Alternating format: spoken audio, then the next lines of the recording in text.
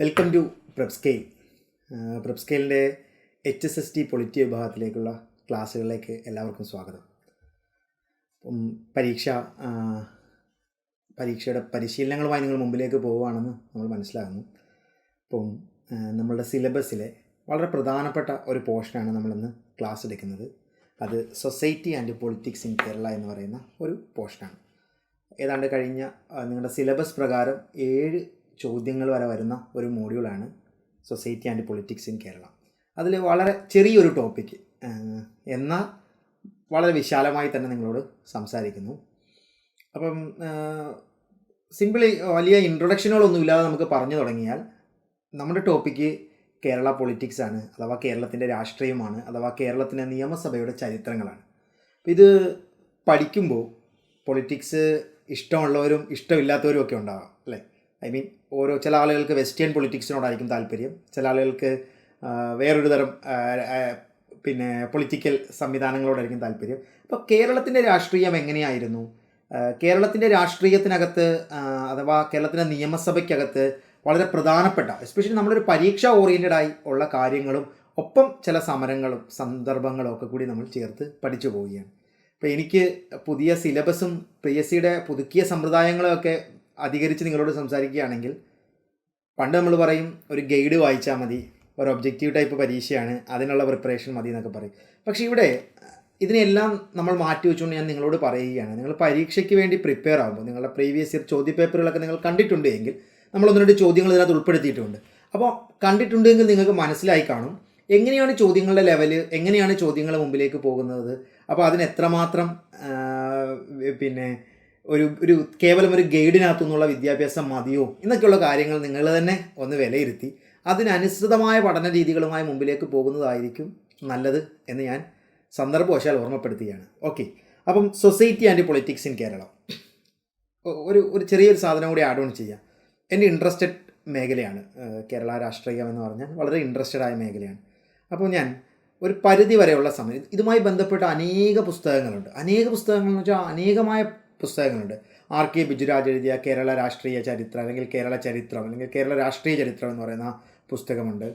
പിന്നെ R.K. ബിജുരാജ് തന്നെ എഴുതിയ സമര കേരളം എന്ന് പറഞ്ഞിട്ടുള്ള ഒരു പുസ്തകമുണ്ട്. കേരളത്തിൽ നടന്നിട്ടുള്ള പല സമരങ്ങൾ. പിന്നെ വളരെ ഇൻട്രസ്റ്റഡ് ആയ ഒരു പുസ്തകം ഏതെന്ന് ചോദിച്ചു കഴിഞ്ഞാൽ അത് തോറ്റ ചരിത്രം കേട്ടിട്ടില്ല എന്ന് പറഞ്ഞിട്ട് ജോർജ് പുളിക്കൻ എഴുതിയ ഒരു പുസ്തകമാണ് തോറ്റ ചരിത്രം കേട്ടിട്ടില്ല എന്ന് പറയുന്ന പുസ്തകം.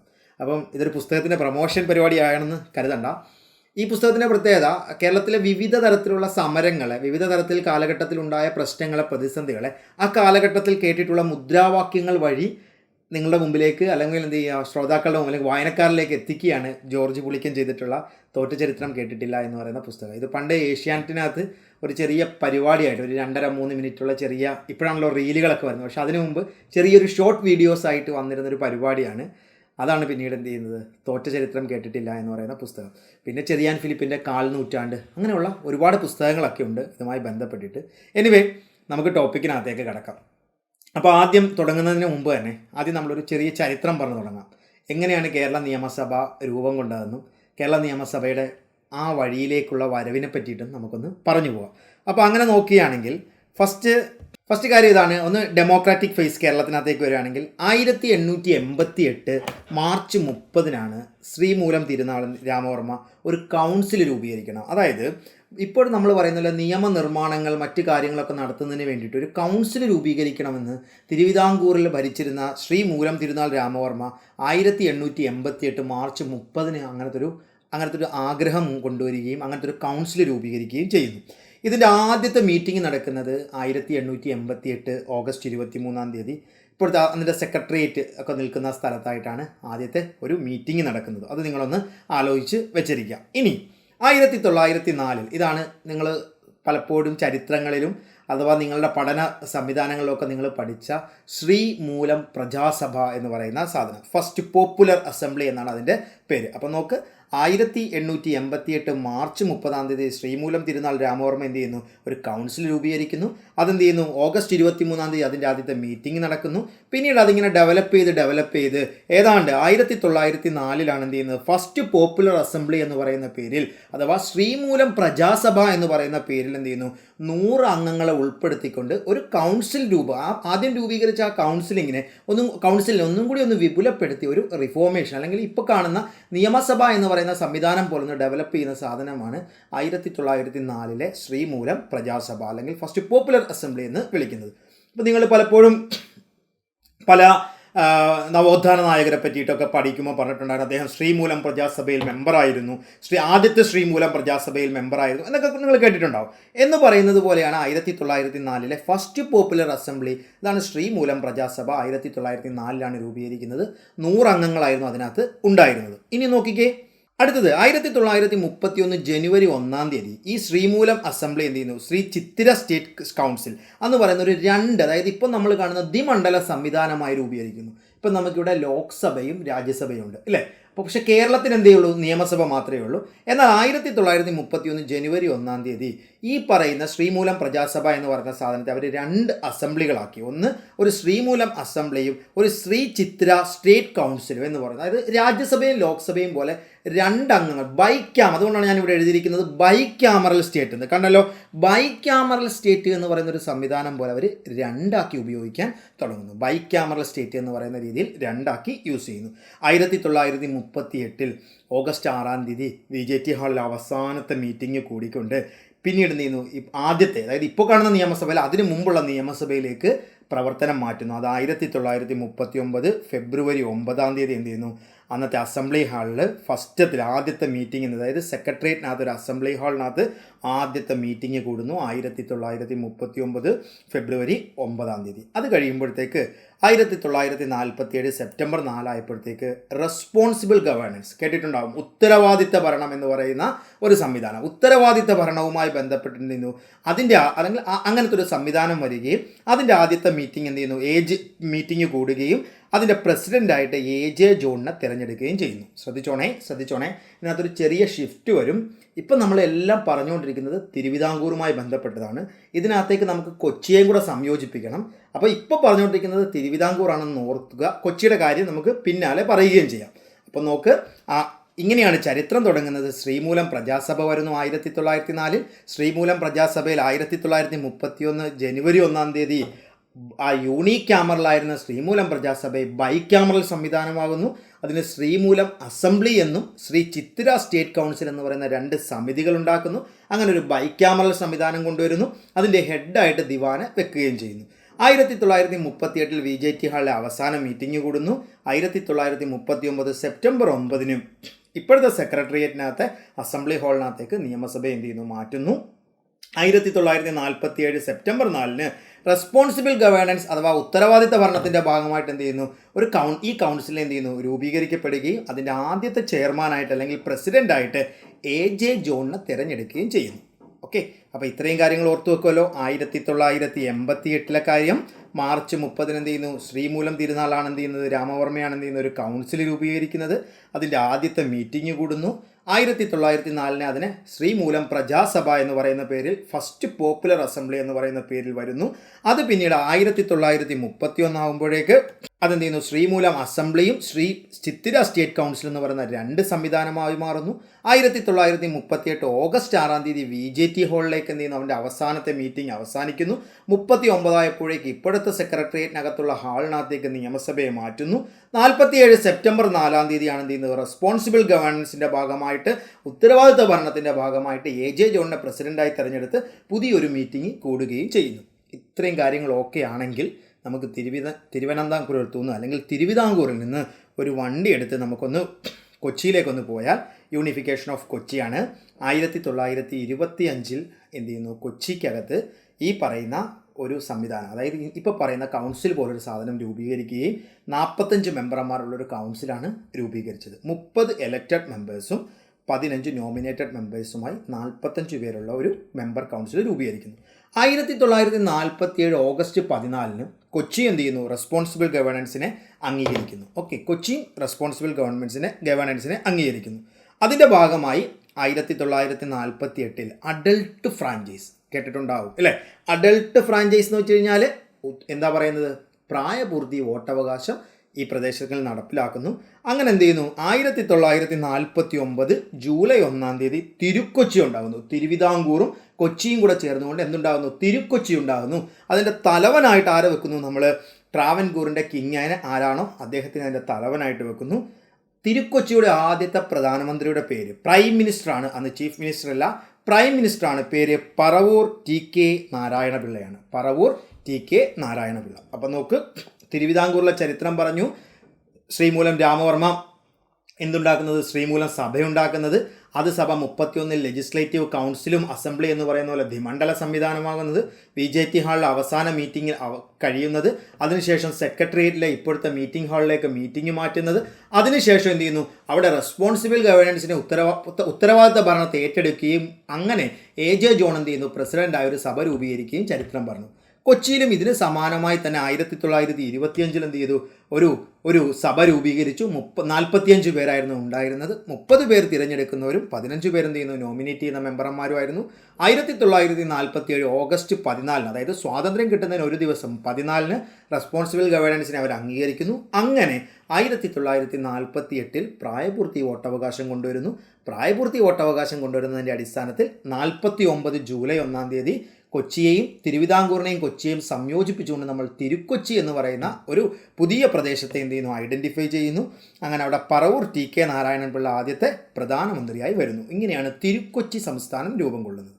ഇത്രയും ഓക്കെയാണെന്ന് മനസ്സിലാക്കുന്നു. ഇങ്ങനെയാണ് തിരുക്കൊച്ചി സംവിധാനം രൂപം കൊള്ളുന്നത്. അപ്പോൾ ആദ്യം നമ്മൾ തിരുവിതാംകൂറിനെ പറ്റി പറഞ്ഞു, കൊച്ചിയെപ്പറ്റി പറഞ്ഞു, അവസാനം അതെങ്ങോട്ടേക്ക് വന്നു, 1948 പ്രായപൂർത്തി വോട്ടവകാശത്തോടു കൂടി എന്ത് വരികയാണ്, 49 ജൂലൈ 1 എന്ത് ഉണ്ടാവുകയാണ്, തിരുവിതാംകൂറും കൊച്ചിയും 2 നാട്ടുരാജ്യങ്ങൾ സംയോജിപ്പിച്ചുകൊണ്ട് തിരുക്കൊച്ചി എന്ന് പറയുന്ന പുതിയൊരു പ്രദേശം ഉണ്ടാവുകയാണ്. അതിൻ്റെ ഹെഡ് ആരാണ്, തിരുവിതാംകൂറിലെ രാജാവാണ്. പക്ഷേ അതിൻ്റെ പ്രധാനമന്ത്രിയായിട്ട് നമ്മൾ തിരഞ്ഞെടുത്തത് പറവൂർ TK നാരായണപിള്ളയാണ്. പറവൂർ TK നാരായണപിള്ള ചരിത്രത്തിൽ ഇടം പിടിച്ച ഒരു വ്യക്തിയാണ്. ഓക്കെ, ഇനി അടുത്തത് TM വർഗീസ് ആയിരുന്നു ആദ്യത്തെ സ്പീക്കർ. അപ്പോൾ ഇത് വേണമെങ്കിൽ പരീക്ഷകൾക്ക് വേണമെങ്കിൽ ചോദിക്കാം. TM വർഗീസ് ആയിരുന്നു സ്പീക്കർ. പക്ഷേ ഇപ്പോഴത്തെ പരീക്ഷാ രീതികളും ചോദ്യപേപ്പറും ഒക്കെ നിങ്ങൾക്ക് അറിയാമായിരിക്കും അല്ലേ? പഴയ PSC ചോദ്യം പിന്നെ ഒരു പേരായിരിക്കും. അപ്പം TK വർഗീസ്, അല്ലെങ്കിൽ TM വർഗീസ്, അല്ലെങ്കിൽ ആരാ പിന്നെ അങ്ങനത്തെ ഒരു 3-4 ശങ്കർ രാമകൃഷ്ണ, അങ്ങനെ പറയുന്ന 2-3 പേരുകളായിരിക്കും.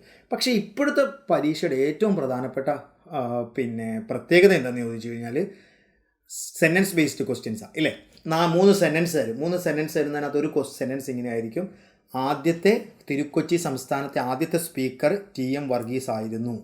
ഓക്കെ, എന്നിട്ട് താഴെ തരും 1, 2 സെൻറ്റൻസുകൾ ശരിയാണ്, 2, 3 സെൻറ്റൻസുകൾ ശരിയാണ്, 1, 2, 3 സെൻറ്റൻസുകൾ ശരിയാണ്, 1, 2, 3, 4 സെൻറ്റൻസുകൾ ശരിയാണ് എന്നൊക്കെ ഓപ്ഷൻസ് തരും. അതായത് സിമ്പിളി പറഞ്ഞു കഴിഞ്ഞാൽ പണ്ട് ചില ഫാക്ട്സുകൾ അറിയാമെങ്കിൽ പരീക്ഷ എഴുതിയിരുന്ന ഒരാൾ, ചില ഫിഗേഴ്സുകൾ അറിയാമെങ്കിൽ പരീക്ഷ ക്രാക്ക് ചെയ്തിരുന്ന ഒരാളെ സംബന്ധിച്ചിടത്തോളം ഇനി പരീക്ഷയെ ക്രാക്ക് ചെയ്യണമെങ്കിൽ ഫാക്ട്സുകളും ഫിഗറുകളും അടക്കമുള്ള എന്ത് ചെയ്യുക, ഇതുമായി ബന്ധപ്പെട്ട കൂടുതൽ നോളജ് ഉള്ള ഒരാൾക്ക് മാത്രമേ പരീക്ഷകളെ ക്രാക്ക് ചെയ്യാൻ സാധിക്കുകയുള്ളൂ. ചോദ്യപേപ്പർ കണ്ടു കഴിഞ്ഞാൽ നിങ്ങൾക്ക് മനസ്സിലാവും. അപ്പോൾ ആദ്യത്തെ തിരുക്കൊച്ചി സംസ്ഥാനത്തിൻ്റെ ആദ്യത്തെ പ്രധാനമന്ത്രിയുടെ പേര് പറവൂർ TK നാരായണപിള്ള എന്നാണ്. ആദ്യത്തെ തിരുക്കൊച്ചി സംസ്ഥാനത്തിൻ്റെ ആദ്യത്തെ സ്പീക്കറിൻ്റെ പേര് TM വർഗീസ് എന്നാണ്. പക്ഷേ 1951 കേരളത്തിലെ ചില സമവാക്യങ്ങളുടെയൊക്കെ രൂപീകരണത്തിൻ്റെയൊക്കെ ഭാഗമായും പ്രശ്നങ്ങളുടെയൊക്കെ ഭാഗമായും 1951 TK നാരായണപിള്ള ഗവൺമെൻറ് റിസൈൻ ചെയ്തു. അടുത്തത് 1951 മാർച്ച് 3 ഒരു വിപ്ലവകാരി പുതിയൊരു മന്ത്രിസഭയുമായി അധികാരത്തിലേക്ക് വരുന്നു. ആ വിപ്ലവകാരിയുടെ പേരാണ് C. കേശവൻ. കേട്ടിട്ടുണ്ടാവും അല്ലേ? C. കേശവൻ്റെ പ്രസംഗം, C. കേശവൻ്റെ അതിഗംഭീര പ്രസംഗങ്ങൾ. C. കേശവൻ്റെ ആത്മകഥ ഞാൻ വായിച്ചാണ്, ജീവിത സമരം എന്ന് പറയുന്ന ആത്മകഥ. അപ്പോൾ C. കേശവൻ എന്തായിരുന്നു, അല്ലെങ്കിൽ C. കേശവൻ്റെ ഭരണകാലഘട്ടം 1951 മാർച്ച് 3 പക്ഷേ അധികകാലം ഭരിക്കാൻ സാധിച്ചില്ല. 52 ഒരു പുതിയ ഇലക്ഷൻ വരുന്നു, പുതിയ മന്ത്രിസഭ അധികാരത്തിൽ വരുന്നു. അതിൻ്റെ ഹെഡായിരുന്നു വീണ്ടും AJ ജോൺ അതിൻ്റെ ഹെഡായിട്ട് വരുന്നുണ്ട്. 1952 മാർച്ച് 12 അതിൻ്റെ ഹെഡായിട്ട് AJ ജോൺ വരുന്നുണ്ട്. 2 വർഷം അവർ ഭരിച്ചു. അതിനുശേഷം കോൺഗ്രസിനെയും ഒക്കെ ഒന്ന് തൃപ്തിപ്പെടുത്തുന്ന രീതിയിൽ പുതിയൊരു മന്ത്രിസഭ 54 അധികാരത്തിലേക്ക് വരുന്നു. അതാണ് പട്ടം എ താണുപിള്ള മന്ത്രിസഭ വരുന്നു. 54 പട്ടം ഒരു വർഷമേ ഇരുന്നുള്ളൂ. അതിനുശേഷം പട്ടം മാറിയിട്ട് പുതിയ കോൺഗ്രസ് മന്ത്രിസഭ അധികാരത്തിലേക്ക് വരുന്നു. അതാണ് പനംപിള്ളി ഗോവിന്ദമേനോൻ്റെ മന്ത്രിസഭ. ഈ പനംപിള്ളി ഗോവിന്ദമേനോനെയൊക്കെ ഒരു ഇങ്ങനത്തെ ഒരു ക്ലാസ്സിനകത്ത് വേണ്ടി പറഞ്ഞു പോകേണ്ട ഒരാളല്ല എന്നാണ് എനിക്ക് തോന്നുന്നത്. കാരണം പനംപിള്ളി ഗോവിന്ദമേനോൻ്റെ പ്രസംഗങ്ങൾ, പനംപിള്ളി ഗോവിന്ദമേനോൻ എന്ന് പറയുന്ന ഒരു കോൺഗ്രസിൻ്റെ വ്യക്തിയായിരുന്നു. എന്തിനെപ്പറ്റി ചോദിച്ചാലും അതിഗംഭീരമായ അറിവുണ്ടായിരുന്ന ആളാണ് പനംപിള്ളി ഗോവിന്ദമേനോൻ. അത്രമാത്രം പുസ്തകങ്ങൾ വായിച്ചിരുന്ന, അത്രമാത്രം അറിവുണ്ടായിരുന്ന ആളാണ്. അപ്പം കോളേജിലേക്ക് പ്രസംഗിക്കാൻ വേണ്ടി വരികയാണ്. അപ്പോൾ പ്രസംഗിക്കാൻ വേണ്ടി വന്നപ്പോൾ കുട്ടികളിങ്ങനെ ആർത്തുകൂടി, ഒരു രാഷ്ട്രീയക്കാരൻ വരുന്നു, അതും കോൺഗ്രസ്സുകാരനാണ്. അപ്പം പനംപിള്ളി ഗോവിന്ദമേനോൻ ഇങ്ങനെ വേദിയിൽ വന്നു നിന്നു. മറ്റു കുട്ടികളെടുത്ത് ചോദിച്ചു, എന്തിനെപ്പറ്റി പ്രസംഗിക്കണം എന്ന് ചോദിച്ചു. എന്തിനെപ്പറ്റി പ്രസംഗിക്കണം എന്ന് ചോദിച്ചു. അപ്പോൾ അദ്ദേഹം, കുട്ടികൾ പറഞ്ഞു, ആറ്റത്തിനെ പറ്റി പ്രസംഗിക്കണം എന്ന് പറഞ്ഞു. ആറ്റത്തിനെ പറ്റി പ്രസംഗിക്കണം എന്ന് പറഞ്ഞു. പനംപിള്ളി ഗോവിന്ദമേനോൻ 2 മണിക്കൂർ ആറ്റത്തിനെ പറ്റി പ്രസംഗിച്ചു. കെമിസ്ട്രിയിലെ ആറ്റം ഇല്ലേ, ATOM ആറ്റം, അതിനെപ്പറ്റി പ്രസംഗിച്ചു. തിരിച്ച് കോളേജിൽ നിന്ന് ഇറങ്ങിപ്പോകുമ്പോൾ കുട്ടികളെ കരഘോഷത്തോട് കൂടിയിട്ടാണ് പനംപിള്ളി ഗോവിന്ദമേനോനെ പറഞ്ഞയക്കുന്നത്. അപ്പം ഇതാണ് പനംപിള്ളി ഗോവിന്ദമേനോൻ. അപ്പോൾ എനിക്ക് ഇങ്ങനെ ഒരു പേര്, ഇപ്പം നമ്മളെ സംബന്ധിച്ചിടത്തോളം നമ്മളൊരു കോമ്പറ്റീറ്റീവ് പരീക്ഷകളിനകത്ത് നമുക്ക് പറയാൻ കഴിയുന്ന സാധനങ്ങൾക്ക് ഒരു ലിമിറ്റേഷൻ ഉണ്ടാവും. നമ്മുടെ ക്ലാസ്സിന് തന്നെ ഒരു ലിമിറ്റേഷൻസ് ഉണ്ടാവും. പക്ഷേ ഇവിടെ കേൾക്കുന്ന പേരുകൾ നിങ്ങളൊന്നും കൂടിയൊക്കെ ഒന്ന് നോക്കിയാൽ ഇവരെ പറ്റിയിട്ടൊക്കെ കൂടുതൽ കാര്യങ്ങൾ അറിയാൻ നിങ്ങൾക്ക് സഹായകമായിരിക്കും. എനിവേ, നിങ്ങൾ പിന്നെ തിരക്കൊക്കെ ഉള്ള ആളുകളാണ്. ഒരു കോച്ചിങ് ക്ലാസ് എന്ന് പറയുന്നതിന് ഒരു പരീക്ഷാ പ്രിപ്പറേഷനാണ്. എനിവേ, എന്തുതന്നെ ആയാലും നിങ്ങൾക്ക് സമയമുള്ളപ്പോഴൊക്കെ എന്ത് ചെയ്യുക, ഇവരെയൊക്കെ പറ്റി നിങ്ങൾ കൂടുതൽ വായിക്കുക. അതെനിക്ക് പറയാനുള്ളൂ. അപ്പം നോക്ക്, ഇപ്പോൾ തിരുക്കൊച്ചി സംസ്ഥാനത്ത് ഭരിച്ചിരുന്ന മന്ത്രിസഭകൾ ഏതൊക്കെയാണെന്ന് ചോദിച്ചാൽ, ഒന്ന് TK നാരായണപിള്ളയുടെ മന്ത്രിസഭ, രണ്ടാമത്തത് C കേശവൻ്റെ മന്ത്രിസഭ, AJ ജോണിൻ്റെ മന്ത്രിസഭ, പട്ടം താണുപിള്ളയുടെ മന്ത്രിസഭ, പനംപിള്ളി ഗോവിന്ദമേനോൻ്റെ മന്ത്രിസഭ. അത് ഏതൊക്കെ കാലഘട്ടങ്ങളിലാണ് അവർ ഭരിച്ചതെന്നും അവരുടെ വർഷവും ഞാൻ എന്ത് ചെയ്തിട്ടുണ്ട്, താഴെ സൂചിപ്പിച്ചിട്ടുണ്ട്. തിരുക്കൊച്ചിയിലെ ആദ്യത്തെ മന്ത്രിസഭ ആരുടെയാണ്?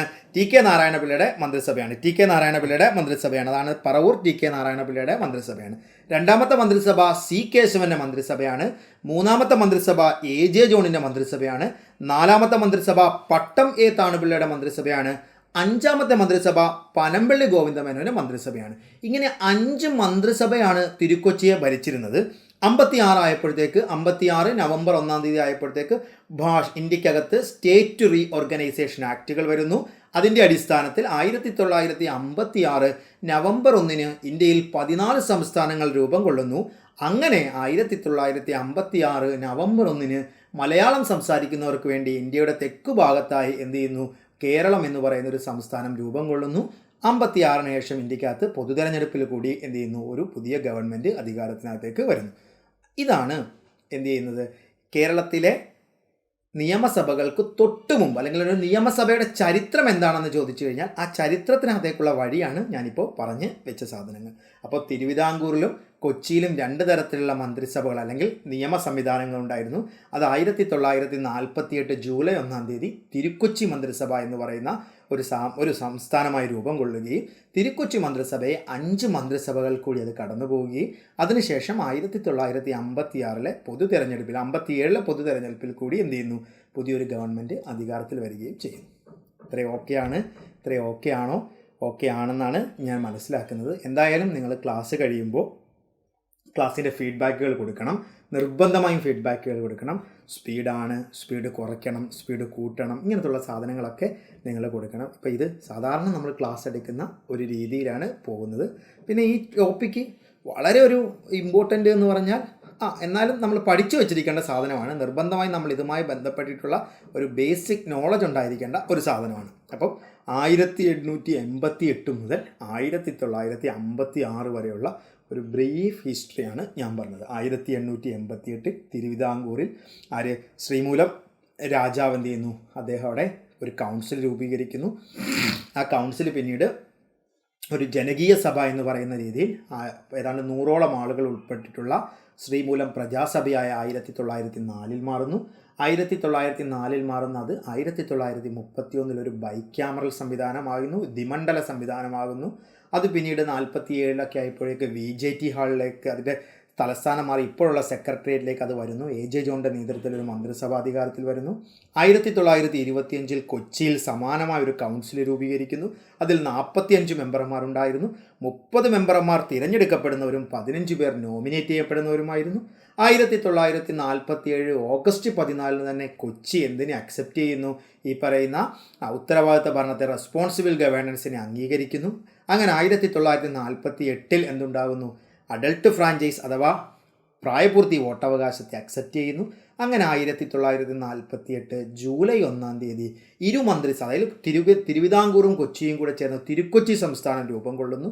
തിരുക്കൊച്ചി സംസ്ഥാനത്തിൻ്റെ ഹെഡായിട്ട് അന്നത്തെ തിരുവിതാംകൂർ രാജാവിനെ നിശ്ചയിക്കുകയും അതിനൊരു മന്ത്രിസഭ ഉണ്ടാക്കിയിട്ട് പറവൂർ TK നാരായണപിള്ളയുടെ നേതൃത്വത്തിലുള്ള ഒരു മന്ത്രിസഭ രൂപീകരിക്കുകയും ചെയ്യുന്നു. ഇത്രയൊക്കെയാണ്.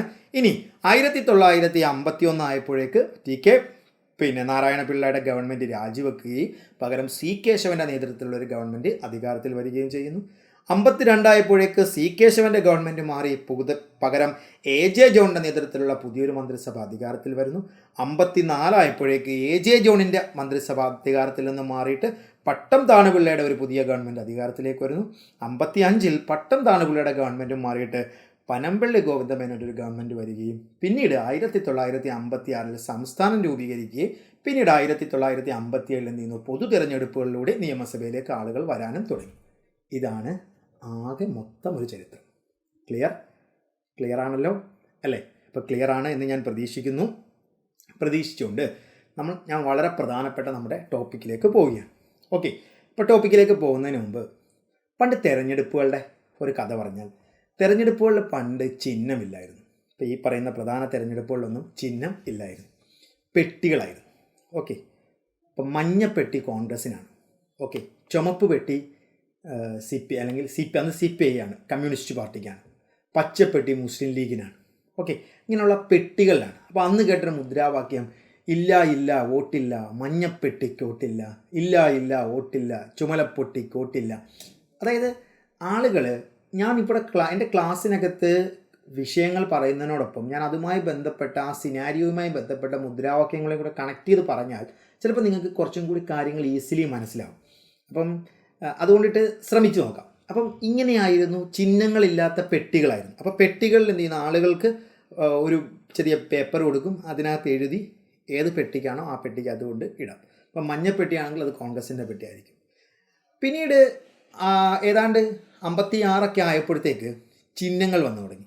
അപ്പോൾ ചിഹ്നങ്ങൾ വന്നു തുടങ്ങിയപ്പോൾ 3 പാർട്ടികളുടെ പ്രധാനപ്പെട്ട ചിഹ്നം പരീക്ഷകൾക്ക് വേണമെങ്കിൽ ചോദിച്ചേക്കാം. കോൺഗ്രസിൻ്റെ ചിഹ്നം 1957 മുതൽ കോൺഗ്രസിൻ്റെ ചിഹ്നം കൈപ്പത്തി അല്ലായിരുന്നു, നുകം വെച്ച കാളയായിരുന്നു. ഓക്കെ, നുകം വെച്ച കാളയായിരുന്നു. അപ്പോൾ പിന്നീട് മുദ്രാവാക്യം കിട്ടി, കാളപ്പെട്ടിക്കോട്ടുണ്ടോ, കാളപ്പെട്ടിക്കോട്ടില്ലേ എന്നൊക്കെ പറഞ്ഞുള്ള മുദ്രാവാക്യം വന്നു തുടങ്ങി. അപ്പം കമ്മ്യൂണിസ്റ്റ് പാർട്ടി അല്ലെങ്കിൽ കോൺഗ്രസിൻ്റെ ചിഹ്നം നുകം വെച്ച കാളയായിരുന്നു. അറിയാമല്ലോ, കാളയായിരുന്നു. അപ്പം ചോദിച്ചു, കാള നല്ല കാള, കർഷകൻ്റെ കാള, കോൺഗ്രസിൻ്റെ കാള, ഗാന്ധിജിയുടെ കാള എന്നൊക്കെ പറഞ്ഞിട്ടുള്ള മുദ്രാവാക്യങ്ങളാണ് ആ സമയത്ത് കേട്ടത് മുഴുവൻ. ഇനി കമ്മ്യൂണിസ്റ്റ് പാർട്ടിയുടെ പ്രധാനപ്പെട്ട തിരഞ്ഞെടുപ്പ് ചിഹ്നം അരിവാളും നെൽക്കതിരുമായിരുന്നു. CPIയുടെ ഇപ്പോഴത്തെയും ചിഹ്നം അരിവാളും നെൽക്കതിരുമായിരുന്നു. പിന്നെ അന്നത്തെ പ്രധാനപ്പെട്ട ഒരു പൊളിറ്റിക്കൽ പാർട്ടി PSP ആയിരുന്നു, പ്രജാ സോഷ്യലിസ്റ്റ് പാർട്ടി. ഓക്കെ, പിന്നീട് ആ പാർട്ടിയുടെ കാര്യത്തിലേക്ക് വരാം. പ്രജാ സോഷ്യലിസ്റ്റ് പാർട്ടി PSPക്ക് പ്രധാനപ്പെട്ട ചിഹ്നം എന്തെന്ന് ചോദിച്ചു കഴിഞ്ഞാൽ ഒരു കുടമായിരുന്നു ചിഹ്നം. ഓക്കെ, കുടമായിരുന്നു പ്രധാനപ്പെട്ട ചിഹ്നം. ഇതാണ് പൊളിറ്റിക്കൽ പാർട്ടികളുടെ ആ സമയത്തെ ചിഹ്നങ്ങൾ. അപ്പം കോൺഗ്രസിൻ്റെ ആദ്യത്തെ ചിഹ്നം എന്തെന്ന് ചോദിച്ചാൽ നുകം വെച്ച കാളയായിരുന്നു. CPIയുടെ കമ്മ്യൂണിസ്റ്റ് പാർട്ടി ഓഫ് ഇന്ത്യയുടെ പ്രധാനപ്പെട്ട ചിഹ്നം എന്ന് ചോദിച്ചാൽ അത് അരിവാളും നെൽക്കതിരുമായിരുന്നു. പിന്നെ PSPയുടെ പ്രധാനപ്പെട്ട ചിഹ്നം എന്തെന്ന് ചോദിച്ചു കഴിഞ്ഞാൽ അത് കുടമായിരുന്നു. ഓക്കെ, അപ്പോൾ ഇത്രയും കാര്യങ്ങൾ മനസ്സിൽ വെച്ചുകൊണ്ട് നമ്മൾ ആദ്യത്തെ തെരഞ്ഞെടുപ്പിനകത്തേക്ക് പോവുകയാണ്. ഓക്കെ, ശ്രദ്ധിക്കണം. കേരള നിയമസഭ 1956, 57 അല്ലെങ്കിൽ 56 കേരളം രൂപീകരിച്ചത് 56 നവംബറിലാണ് കേരളം രൂപീകരിക്കുന്നത്. അപ്പോൾ കേരളം രൂപീകരിച്ചിട്ട് മുതൽ 2026 വരെ, ഇന്ന് വരെ യൂണി ക്യാമറലായിട്ടാണ് പോകുന്നത്. ശ്രദ്ധിച്ചോണേ, ഞാൻ ഉപയോഗിക്കുന്ന വാക്കുകൾ കോൺസ്റ്റിറ്റ്യൂഷണൽ വാക്കുകളാണ്, നിങ്ങൾക്കറിയാമായിരിക്കും. യൂണി ക്യാമറലും ബൈ ക്യാമറലും, ഏക മണ്ഡല സംസ്ഥാനവും ദ്വിമണ്ഡല സംസ്ഥാനങ്ങളും. കേരളം ഒരു യൂണീക്ക് ക്യാമറൽ സംസ്ഥാനമാണെന്ന് വെച്ചാൽ കേരളത്തിൻ്റെ നിയമനിർമ്മാണങ്ങൾ നടത്താൻ ഒരൊറ്റ സ്ഥലം മാത്രമേ ഉള്ളൂ. അതിന് വിളിക്കുന്ന പേരാണ് കേരള ലെജിസ്ലേറ്റീവ് അസംബ്ലി. ഇനി ഇന്ത്യക്കകത്ത് തന്നെ ചില സംസ്ഥാനങ്ങൾ നിങ്ങൾ നോക്കുകയാണെങ്കിൽ അവർക്ക് ലെജിസ്ലേറ്റീവ് അസംബ്ലിയും ഉണ്ടാകും, ലെജിസ്ലേറ്റീവ് കൗൺസിലുകളും ഉണ്ടാകും. പക്ഷേ കേരളത്തിന് ഒറ്റ ഒരു സാധനമേ ഉള്ളൂ, എന്ത്? യൂണീക്ക് ക്യാമറൽ സിസ്റ്റമാണ്, ലെജിസ്ലേറ്റീവ് അസംബ്ലിയാണ് കേരളത്തിന് ഉള്ളത്. ഓക്കെ, ഇത് ക്ലിയർ ആണല്ലോ? ശ്രദ്ധിച്ചോ. കേരളത്തിലെ ആദ്യത്തെ ഇലക്ഷൻ നടക്കുന്നത് 1957 ഫെബ്രുവരി മുതൽ മാർച്ച് വരെ നീണ്ടു നിന്ന ഒരു മാസത്തെ കാലയളവിലാണ് ഇലക്ഷൻ നടക്കുന്നത്. ഫസ്റ്റ് ഇലക്ഷനിൽ 66.5% പോളിംഗ്. പരീക്ഷയ്ക്ക് ചോദിക്കാൻ സാധ്യതയില്ല, പക്ഷേ പഠിച്ചു വെക്കാം. ആദ്യത്തെ തെരഞ്ഞെടുപ്പിൽ പോളിംഗ് എന്ന് അറിയാം എന്താണെന്ന് അല്ലേ? തെരഞ്ഞെടുപ്പിൽ വോട്ട് ചെയ്യുന്ന ആളുകളുടെ ഒരു ശരാശരി. അപ്പം 66.5% ആയിരുന്നു എന്ത് ചെയ്യുന്നത് ആദ്യത്തെ ഇലക്ഷനിൽ. കേരളത്തിൻ്റെ നിയമസഭയിലേക്കുള്ള ആദ്യത്തെ ഇലക്ഷനിൽ 66.5% എന്ത് ചെയ്യുന്നത് നടന്ന പോളിംഗ്. 114 നിയമസഭകളായിരുന്നു ഉണ്ടായിരുന്നത്. പക്ഷേ 114 നിയമസഭകളിലായിട്ട് 126 മെമ്പർമാരാണ് എന്ത് ചെയ്യുന്നത് അധികാരത്തിലേക്ക് വരുന്നത്. 126 MLA-മാരെയാണ് നമ്മൾ തിരഞ്ഞെടുക്കുന്നത്. അതെങ്ങനെയാണ് ഈ 114 മണ്ഡലങ്ങളിലായിട്ട് 126 MLA-കൾ വരുന്നതെന്ന് ചോദിച്ചാൽ, ആ സമയത്ത് ചില മണ്ഡലങ്ങൾ ദ്വയാംഗ മണ്ഡലങ്ങളായിരുന്നു എന്നാണ് പറയുന്നത്. ഇപ്പം ഈ വാക്ക് മലയാളം ദ്വയാംഗ മണ്ഡലങ്ങൾ എന്ന് വെച്ച് കഴിഞ്ഞാൽ ആ മണ്ഡലം ഒന്നേ ഉള്ളൂ, പക്ഷെ അവിടെ 2 സ്ഥാനാർത്ഥികൾ അവിടെ നിന്ന് തിരഞ്ഞെടുക്കും. പോപ്പുലേഷൻ്റെ അടിസ്ഥാനത്തിലാണ്.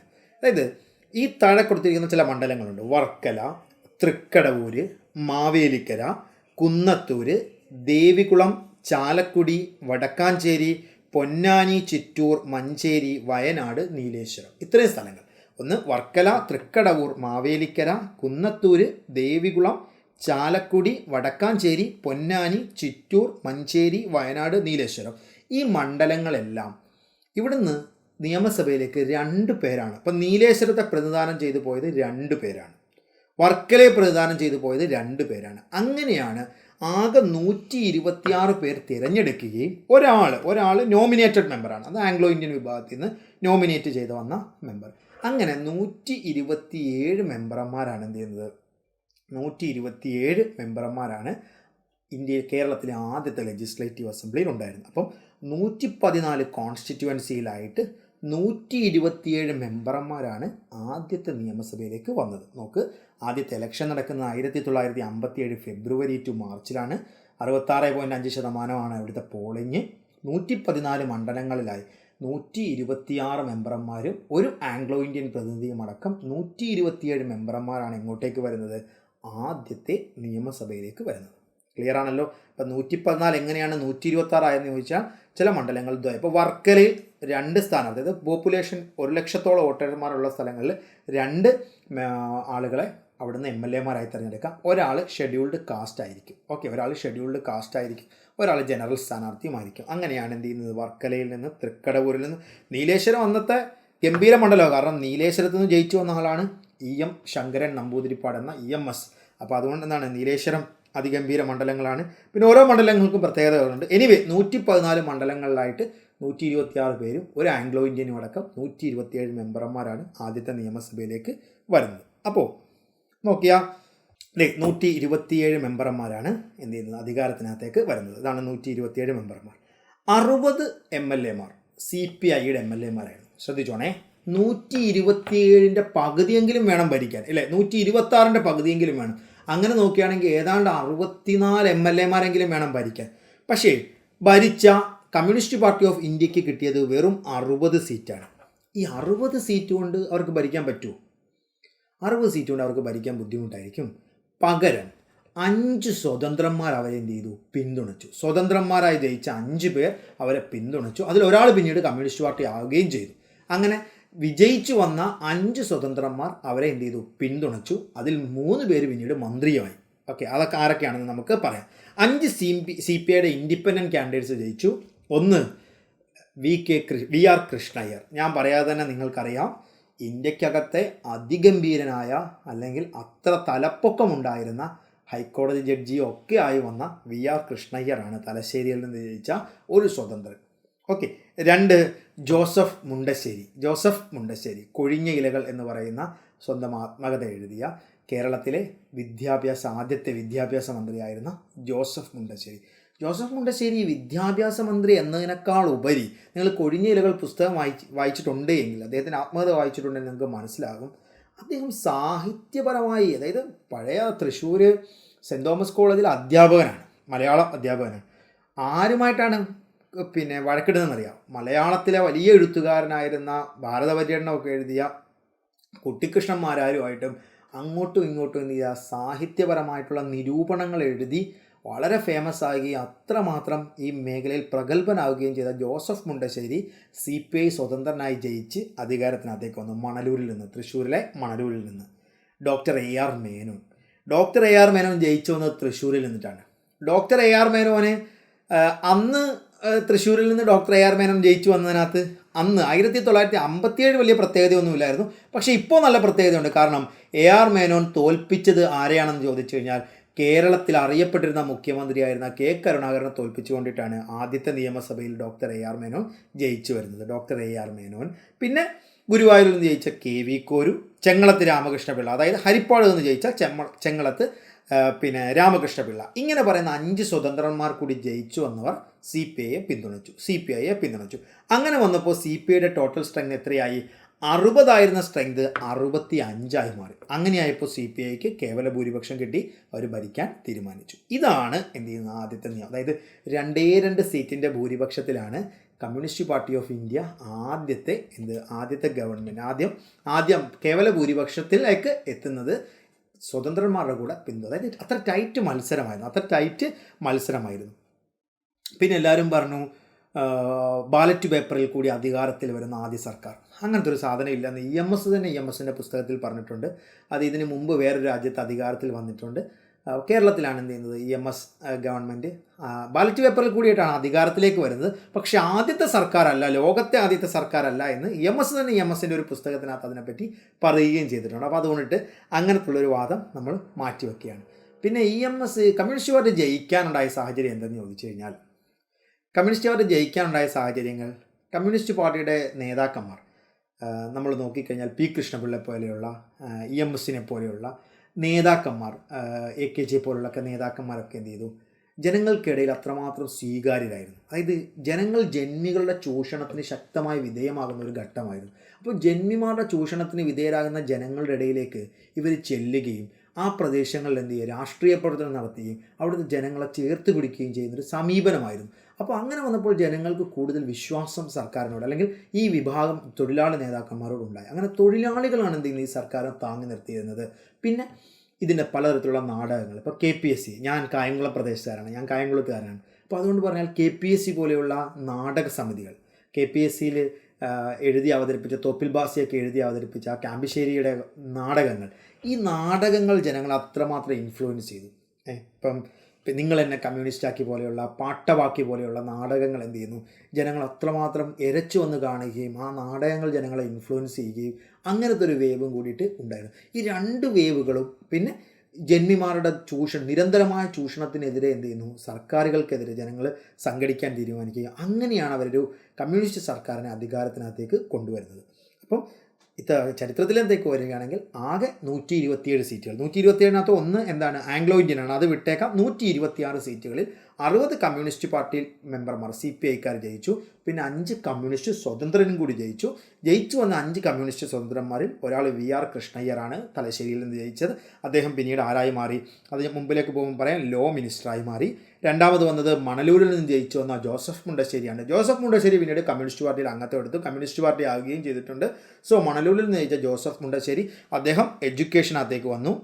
അടുത്തത് മൂന്നാമത്തെ ഡോക്ടർ AR മേനോനാണ്, തൃശ്ശൂരിൽ നിന്ന് ജയിച്ച് അദ്ദേഹം കേരളത്തിലെ ആദ്യത്തെ ആരോഗ്യമന്ത്രിയുമായിരുന്നു. പിന്നെ KV കോരു, ചെങ്ങളത്ത് രാമകൃഷ്ണൻ നായർ. ഇതാണ് ആദ്യത്തെ നിയമസഭയിലേക്ക് വന്നത്. ആദ്യത്തെ നിയമസഭ ഫോം ചെയ്യുന്നത് 1957 ഏപ്രിൽ 1-ാം തീയതിയാണ്. ആദ്യത്തെ മുഖ്യമന്ത്രി EM ശങ്കരൻ നമ്പൂതിരിപ്പാട്, കേട്ടിട്ടുണ്ടാവും അല്ലേ, വായിച്ചിട്ടും പഠിച്ചിട്ടും ഒക്കെ ഉണ്ടാകും. പൂണൂല് പൊട്ടിച്ചെറിഞ്ഞുകൊണ്ട് വിപ്ലവകാരികളുടെ കൂട്ടത്തിലേക്ക് ഇറങ്ങി വന്ന ആളാണ് EMS അഥവാ EM ശങ്കരൻ നമ്പൂതിരിപ്പാട്. കോൺഗ്രസ് ആയിരുന്നു. ഗാന്ധിജിയുടെ എന്ത് ചെയ്യുന്നു, സമരത്തിൻ്റെ ആഹ്വാനം കേട്ടപ്പോൾ സ്കൂളിൽ നിന്ന് പഠിത്തം നിർത്തി. ഹിസ്റ്ററിയുടെ ക്ലാസ് എടുത്തുകൊണ്ട് അധ്യാപകൻ പറഞ്ഞു, നിങ്ങൾ ഹിസ്റ്ററി പഠിച്ചുകൊണ്ടിരിക്കുമ്പോൾ എൻ്റെ വിദ്യാർത്ഥി ചരിത്രത്തിൻ്റെ ഭാഗമാകാൻ വേണ്ടി ക്ലാസ്സിൽ നിന്ന് ഇറങ്ങിപ്പോവുകയാണ്. ആ വിദ്യാർത്ഥിയുടെ പേരാണ് EM ശങ്കരൻ നമ്പൂതിരിപ്പാട് അഥവാ EMS എന്ന് പറയുന്ന ആൾ. ഓക്കെ, ഏലംകുളം മനക്കൽ ശങ്കരൻ നമ്പൂതിരിപ്പാട് എന്ന EMS ജയിച്ചു വന്നത് നീലേശ്വരത്തു നിന്നാണ്. EMS ജയിച്ചു വന്നത് നീലേശ്വരത്ത്. അപ്പോൾ ഇതാണ് EMS, EM Sankaran Namboodiripad. April 5-ാം തീയതിയാണ് EMS എന്ത് ചെയ്യുന്നത്, മുഖ്യമന്ത്രി കസേരയ്ക്കകത്തേക്ക് ഇരിക്കുന്നത്. അപ്പം 126 പേരുള്ള സഭയിലേക്ക് 60 പേരുമായി CPI വരുന്നു, 5 സ്വതന്ത്രന്മാർ പിന്തുണയ്ക്കുന്നു.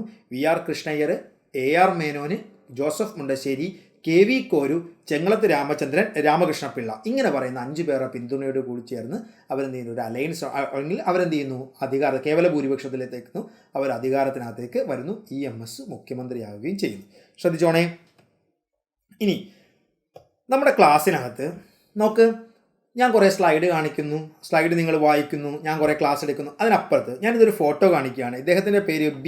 രാമകൃഷ്ണ റാവു എന്നാണ്. B. രാമകൃഷ്ണ റാവു എന്നാണ് ഇദ്ദേഹത്തിൻ്റെ പേര്. ഇദ്ദേഹത്തെ അറിയാവോ ആർക്കെങ്കിലും? അറിയാവോ? B. രാമകൃഷ്ണ റാവുവിൻ്റെ ഒരു പ്രത്യേകതയുണ്ട്. B. രാമകൃഷ്ണ റാവുവിൻ്റെ പ്രത്യേകത, ഇദ്ദേഹമാണ് ആദ്യത്തെ കേരളത്തിലെ ആദ്യത്തെ ഗവർണറാണ് B. രാമകൃഷ്ണ റാവു. ഓക്കെ, ഇദ്ദേഹമാണ് കേരളത്തിലെ ആദ്യത്തെ ഗവർണറാണ്. അതൊന്ന് ഓർത്ത് വെച്ചോണം കേട്ടോ. കേരളത്തിലെ ആദ്യത്തെ ഗവർണറാണ് ആര്? B. രാമകൃഷ്ണ റാവു. കേരളത്തിലെ ആദ്യത്തെ ഗവർണറുടെ പേര് B. രാമകൃഷ്ണ റാവു ആണ്. ഇനി വേറൊരു റാവുവിനെയും കൂടെ പരിചയപ്പെടുത്താം. B. ഉമേഷ് റാവു. ഇത് പറയുമോ? ഇത് പറയാനൊരു ഇച്ചിരി ബുദ്ധിമുട്ടായിരിക്കും മേ ബി, അഥവാ അല്ലെങ്കിൽ അത്രയ്ക്ക് നന്നായി പഠിച്ച ആളുകൾക്കൊക്കെ അറിയായിരിക്കും. പ്രജുഡിസ് ആകുന്നില്ല. B. ഉമേഷ് റാവു. B. ഉമേഷ് റാവുവിൻ്റെ ഒരു റെക്കോർഡ് ഇനി ഒരിക്കലും ആർക്കും തകർക്കാൻ കഴിയാത്തൊരു റെക്കോർഡാണ് B. ഉമേഷ് റാവുവിൻ്റെത്. എതിരാളികളില്ലാതെ തെരഞ്ഞെടുപ്പിൽ മത്സരിച്ച് മഞ്ചേശ്വരത്ത് നിന്ന് നിയമസഭയിലേക്ക് എത്തിയ ഒരു ആളും എതിരില്ലായിരുന്നു. ഇദ്ദേഹം മത്സരിക്കാൻ വേണ്ടി നോമിനേഷൻ കൊടുത്തു. നോമിനേഷൻ കൊടുത്തപ്പോൾ എന്ത് ചെയ്തു, എതിരാളികളില്ലാതെ തിരഞ്ഞെടുത്ത് അധികാരത്തിനകത്തേക്ക് വന്ന ആദ്യത്തെ, അല്ലെങ്കിൽ പിന്നീട് അങ്ങനത്തെ ഒരു MLA കേരളത്തിൽ വന്നിട്ടില്ല, ഇനി വരാനായിട്ട് സാധ്യതയുമില്ല. അങ്ങനത്തെ ഉള്ളൊരു MLA ആണ് B.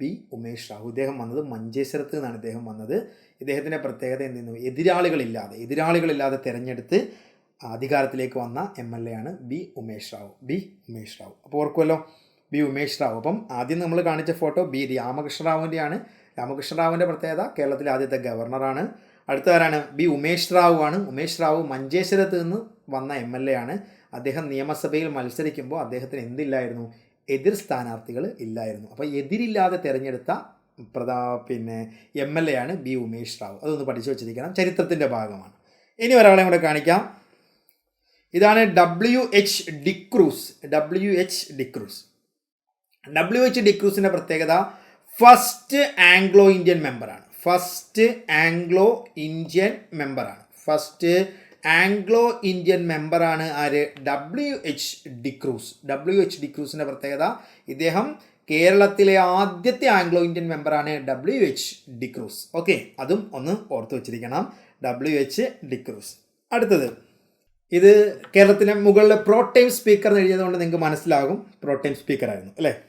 അപ്പം ആരാണ് പ്രോടൈം സ്പീക്കറായ ഈ വനിത എന്ന് പറയുമോ? കേരളത്തിലെ ആദ്യത്തെ പ്രോടൈം സ്പീക്കറായ അല്ലെങ്കിൽ ആദ്യത്തെ